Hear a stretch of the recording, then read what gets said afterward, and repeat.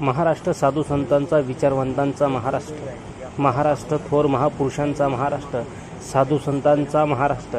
आणि मग याच महाराष्ट्रामध्ये विधान भवनामध्ये, विधानसभेमध्ये जर एखाद्या सदस्यानं शिवीगाळ दिली, ती पण छत्रपती शिवाजीराजांची शिकवण विसरून जर शिवी दिली, तर ती शिवी पात्र का अपात्र असा देखील सवाल कालच्या विधानसभेमध्ये झालं. नेमकं घडलंय काय हे आपण पाहू.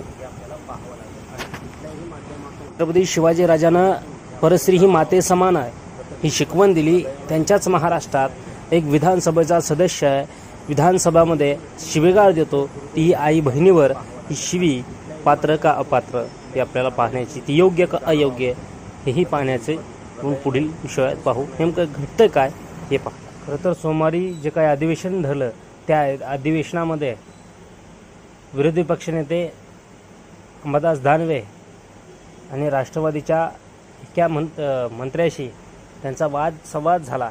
आणि त्या वादसंवादामध्ये अंबादास दानवे यांच्याकडून त्या मंत्र्याला महिला अध्यक्ष असताना तिथं त्या ठिकाणी महिलेवरती शिवीगाळ केली अशी घटना सोमवारी विधान भवनात घडली.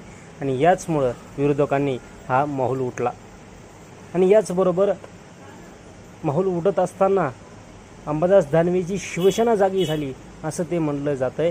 परंतु अंबादास दानवेंनी विधान भवनात शिवीगाळ केली हे विधान भवनात करायला नको होतं, कारण विधान भवन हे उच्च प्रतीचं मानलं जातं. विधान भवनात अशब्द वापरले जात नाही हे सदस्याला माहीत असलं पाहिजे. विरोधी पक्षनेते अंबादास दानवेची निलंबनाची मागणी मागताय आणि ती निलंबनाची मागणी अध्यक्ष महोदयाने मान्य केलेली आहे. विरोधी पक्ष या सांगतात यामुळे नाही, तर ती गोष्ट चुकीची आहे.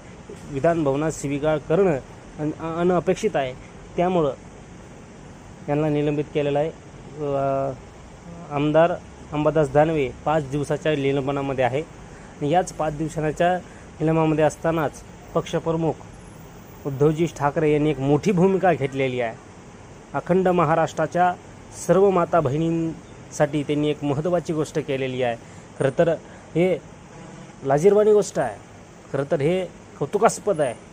त्या मंत्र्याकडून शिवीगाळ होती आणि त्याचाच बदला म्हणजे त्याचाच माफी खरं तर पक्षप्रमुख मानतो. ही गोष्ट या महाराष्ट्राला शोभवणारी गोष्ट आहे. खरं तर आमदाराचं पाहून घेईन हेही झालं असतं. खरं तर इथं उद्धव बाळासाहेब ठाकरे यांचे संस्कार जागे होत आहे आणि पुन्हा महाराष्ट्र हा बाळासाहेब ठाकरेंच्या नावाने ओळखला जातो. का मागवली असेल? मतदानासाठी नव्हे तर बहिणींची, कारण छत्रपती शिवाजीराजांचं रक्त हे आज ह्या प्रसंगा ठिकाणी उद्धव बाळासाहेब ठाकरे आणि बाळासाहेब ठाकरे यांचे संस्कार उद्धवजीवर लादले असल्यामुळे देखील उद्धवजींनी विधान भवनात ज्या घडलेला काही प्रकार आहे त्या प्रकारावरती महाराष्ट्रातील सर्व माता बहिणीची आणि विधान भवनामध्ये असणारे जे काही अध्यक्ष आहे यांची सर्वांची माफी मागितलेली आहे.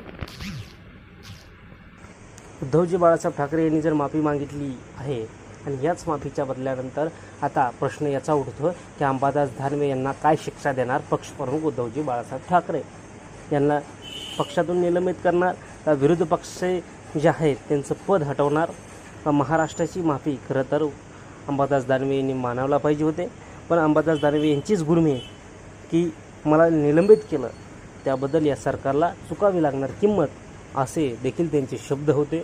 या सर्वांच्या प्रकारावरती उद्धव बाळासाहेब ठाकरे आणि अंबादास दानवे यांच्यात कुठली प्रकारचे मतभेद होत आहे हे पाहणं गरजेचं आहे.